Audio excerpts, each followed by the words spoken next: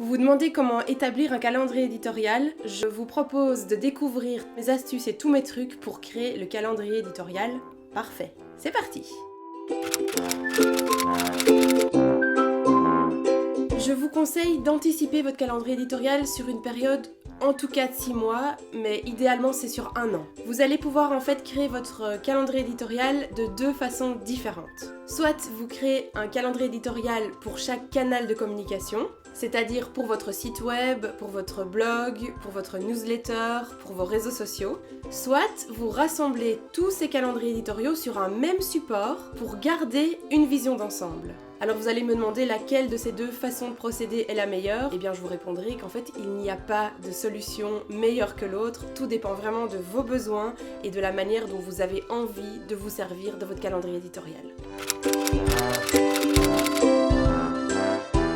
C'est en fait très simple de créer son calendrier éditorial. Vous pouvez tout simplement ouvrir un nouveau document sur Excel, que vous allez partager sur Google Drive si vous êtes plusieurs à travailler sur ce calendrier éditorial. Pour vous organiser de manière mensuelle, je vous conseille d'associer à ce calendrier éditorial un outil comme Trello qui permet vraiment de bien gérer son temps puisque c'est un outil de gestion de contenu. Il va vous permettre de créer des tableaux pour intégrer tous les contenus qui sont à publier sur vos différentes plateformes. Vous pouvez ensuite utiliser un calendrier comme Outlook ou comme Google Calendar pour créer des alertes.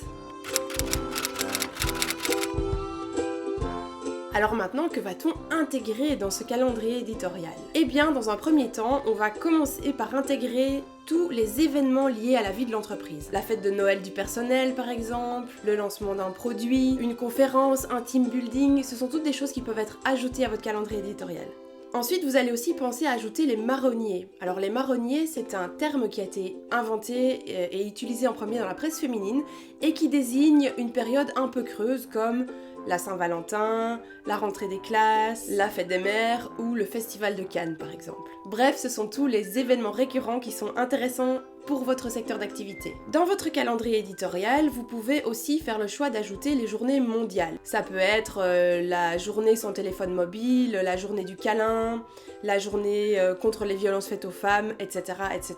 Viennent ensuite les contenus froids. Les contenus froids, ce sont, par opposition aux contenus chauds, des sujets qui restent actuels. Ce sont des astuces ou des conseils pratiques qui sont bons pour le référencement naturel, parce qu'ils restent vrais dans le temps. Je peux par exemple donner des conseils pour détartrer une bouilloire avec des remèdes de grand-mère. C'est bon aujourd'hui, ce sera valable aussi dans 2 mois, dans 3 ans, dans 5 ans, etc. Ce sont des contenus froids. En ajoutant des contenus froids à votre calendrier éditorial, vous allez pouvoir anticiper le référencement prédictif.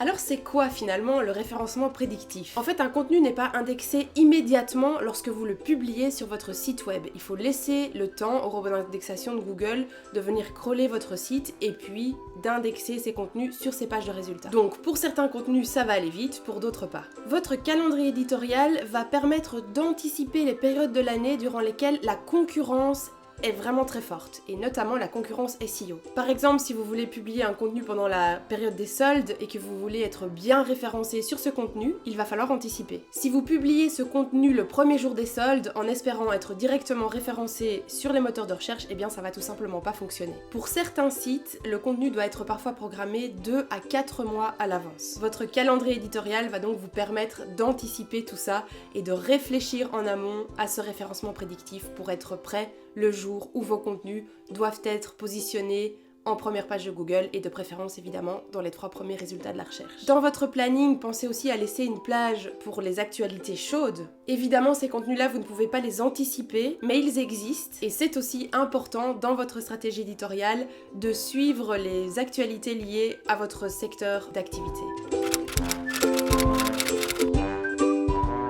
Alors très concrètement, comment est-ce que vous allez maintenant construire votre calendrier éditorial? Commencez tout simplement par ouvrir un nouveau document Excel, puis vous allez créer une ligne horizontale par contenu en fonction de la fréquence de publication de vos contenus. Vous pouvez par exemple décider de publier 4 nouveaux contenus par mois. Ensuite, vous allez créer des lignes verticales et voici les différents éléments à placer dans ces colonnes verticales. La première chose à faire, c'est de vous demander pourquoi vous publiez votre contenu. quel est l'objectif marketing de ce contenu? Si vous ne parvenez pas à déterminer un objectif marketing pour votre contenu, demandez-vous du coup s'il mérite vraiment d'être publié. Cet objectif marketing va vous permettre d'ajouter un call to action à votre contenu, un appel à l'action. La thématique du contenu, c'est le territoire d'expression sur lequel votre marque est légitime pour prendre la parole. En fait, c'est votre ligne éditoriale. Je vous conseille de déterminer 3 à 5 thématiques sur lesquelles vous allez prendre la parole.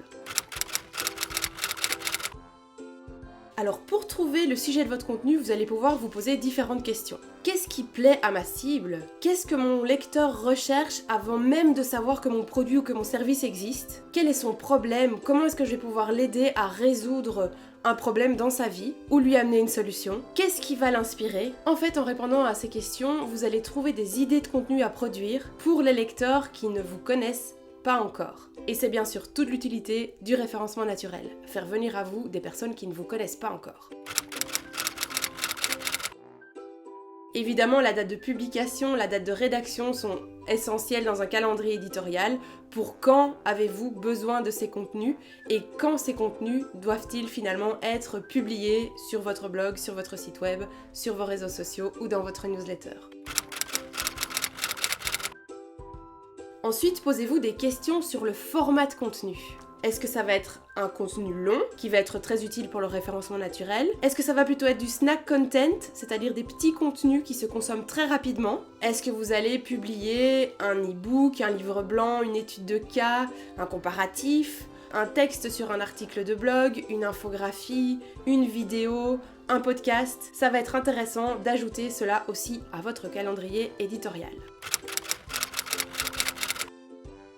Dans la colonne suivante, vous allez indiquer le nom du rédacteur, c'est évidemment très pratique quand vous travaillez en équipe.